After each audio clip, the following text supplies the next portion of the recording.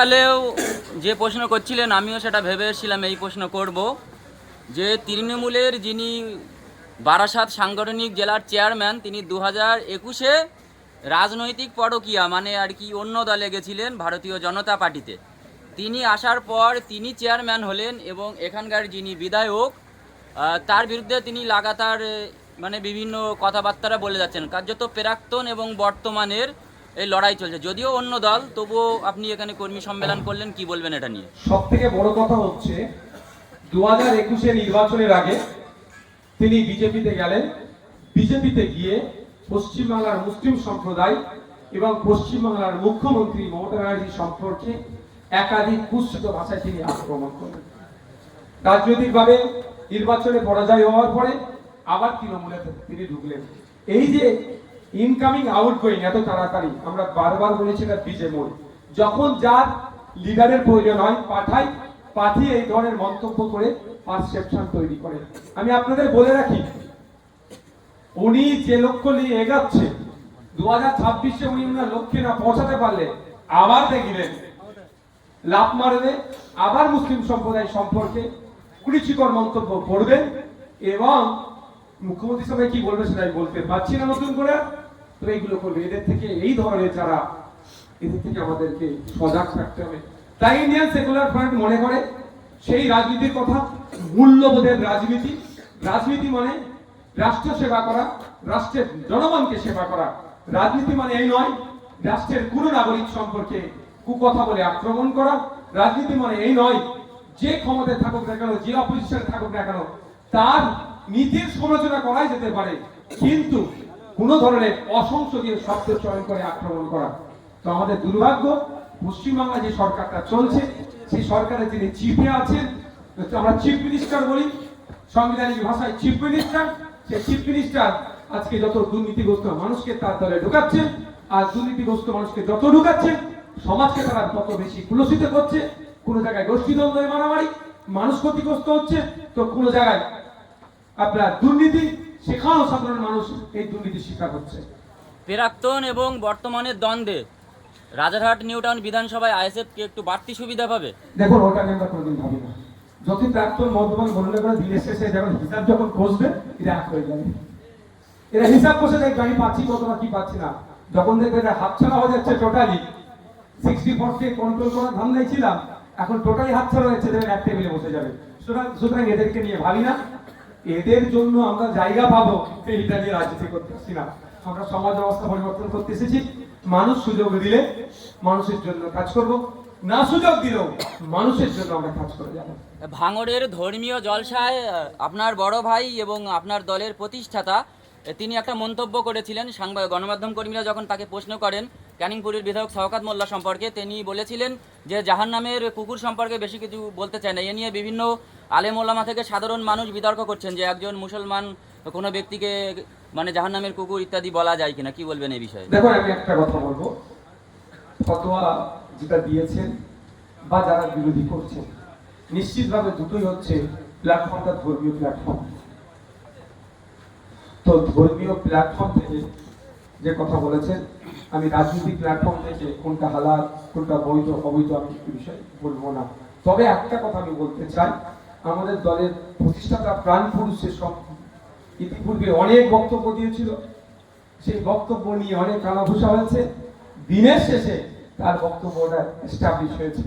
তিনি যে কথা বলছেন নিশ্চিতভাবে তিনি একজন ইসলামিক স্কলার, তিনি সার্টিফিকেট, একজন তার কাছে সার্টিফিকেট আছে, ওই 2 ক্লাস পড়লে মাওলানা হয়ে যাব সেই রকম ব্যাপার নয়। তিনি বক্তব্য যেটা দিয়েছেন সেটা নিশ্চিতভাবে তার কাছে যুক্তি আছে। আমার মনে হয় আমাদের দলের প্রতিষ্ঠাতা যেহেতু ধর্মীয় মঞ্চ থেকে বক্তব্য দিয়েছে, এই প্রশ্নটা তাকে করলে তিনি আরো যুক্তি দিয়ে বুঝিয়ে দেবেন। তার মানে আকার ইঙ্গিতে নওশাদ সিদ্দিকী এই বক্তব্যের পক্ষ অবলম্বন করলেন। আইএসএফ কর্মীদেরকে মারধর করা হয়েছে, কি বলবেন? দেখুন, কোন জায়গায় করছে না, কেন মারছে, আমাদের সাথে তীরে উঠতে পারছে না। রাজনৈতিক সামাজিক ভাবে আমরা তৃণমূল কংগ্রেসকে পরাস্ত করছি, সেই জন্য আমাদের আক্রমণ করছে। তবে আক্রমণ করে আমাদের ছেলেদের স্পিরিটকে নষ্ট করতে পারবে না, ভাঙড়ের মানুষকে আটকাতে পারবে না। একটা সময় ছিল শুধু ভাঙড় হচ্ছিল, এখন সারা রাজ্যে এখন আইএসএফ হচ্ছে। ধর্মীয় জলসাতে আসার কারণে আইএসএফ কর্মীদের বা আহলে সুন্নতাল জামাতের কর্মীদের ক্যানিং পূর্ব এলাকায় নাকি ক্যানিং পূর্বের বিধায়ক শওকত মোল্লার আকার ইঙ্গিতে যেটা শোনা যাচ্ছে সোশ্যাল মিডিয়ায় বিভিন্ন সাধারণ মানুষ লেখালেখি করছেন, তাদের বৈদ্যুতিক লাইন কেটে দেওয়া হয়েছে। এটা কি হ্যাঁ, মেনে এটা করতে পারেন, হচ্ছে, কি বলবেন? আমাদের অলরেডি অভিযোগ জানানো হয়েছে, আর কয়েকটা অভিযোগ জানাতে একই সমস্যা হচ্ছে, জানেন কাটছে, আবার বলছে যদি অভিযোগ জানাস তাহলে বুলডোজার দেশে বাড়ি নিয়ে দেবো। তো সেই জন্য সবটাই পাচ্ছে না, তবে যাগুলো অভিযোগ জানিয়েছে আমরা সেগুলো পে করছি। তবে আমরা একটা কথা বলি, এই অন্যায়ের একটা শেষ আছে।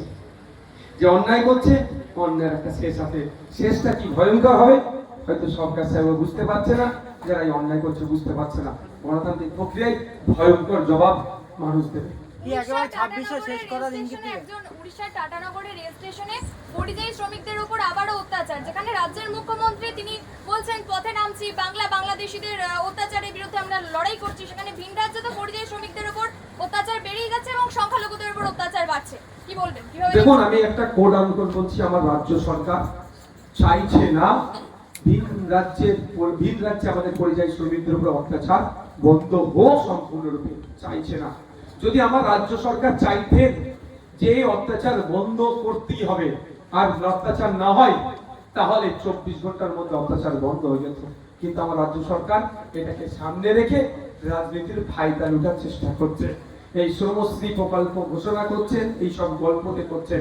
দেখুন, উড়িষ্যাতে সব থেকে বেশি আক্রমণ হচ্ছে আহমেদাবাদে, আক্রমণ হচ্ছে মহারাষ্ট্রে, আক্রমণ হচ্ছে হরিয়ানাতে। যদি আমার রাজ্যের মুখ্যমন্ত্রী তো ওই আপনার বিভিন্ন সময় খেলামেলা করে প্রচুর সময় লন্ডন থেকে নষ্ট করছে। আপনার নেপালে কি হয়েছে, সারা রাত ঘুমাননি, ওখানেই নাকি তিনি থাকবেন বললেন, যতদিন না শান্ত হচ্ছে। আমার রাজ্যের মানুষ আক্রান্ত হচ্ছে, উনি কিভাবে শান্তির ঘুম ঘুমোচ্ছে। কিন্তু একবার ছুটে যেতে পারে উড়িষ্যাতে, একবার ছুটে যেতে পারে আপনার মহারাষ্ট্রে, হরিয়ানাতে, আহমেদাবাদে, সেখানে একবার যদি যায় দেখবেন এই অত্যাচার বন্ধ হয়ে যাবে। শুধু তাই নয়, উড়িষ্যা থেকে 3 লক্ষ কম করে উড়িষ্যার মানুষ অর্থাৎ উড়িয়া পশ্চিম বাংলায় কাজ করে খাচ্ছে, আর আমাদের 30,000 শ্রমিক উড়িষ্যাতে আছে, সহ্য করতে পারছে না। এটা যদি একবারের জন্য বলে যদি আমার 30,000-কে তুমি নিরাপত্তা না দাও তাহলে আমি 3 লক্ষ কিন্তু নিরাপত্তা দিতে পারবো না, আমি এতে বিশ্বাসী নই। কিন্তু আমি তর্কের খাতিরে বলছি, যদি বলেন তখনই তো অত্যাচার বন্ধ হয়ে যাবে। আমরা ওদের 3 লক্ষকে নিরাপত্তা দিচ্ছি, আমাদের বুকে আগলে রাখছি, আমাদের পুলিশ 24 ঘন্টা ওদের নিরাপত্তায় নিয়োজিত আছে, তাহলে আমাদের 30,000-এর জন্য ওদের পুলিশ, ওদের সরকার কেন নিরাপত্তা দেবে না? সরকার, পশ্চিমবাংলা সরকার চাইছে না যে পরিযায়ী শ্রমিকদের উপরে সম্পূর্ণরূপে অত্যাচার বন্ধ।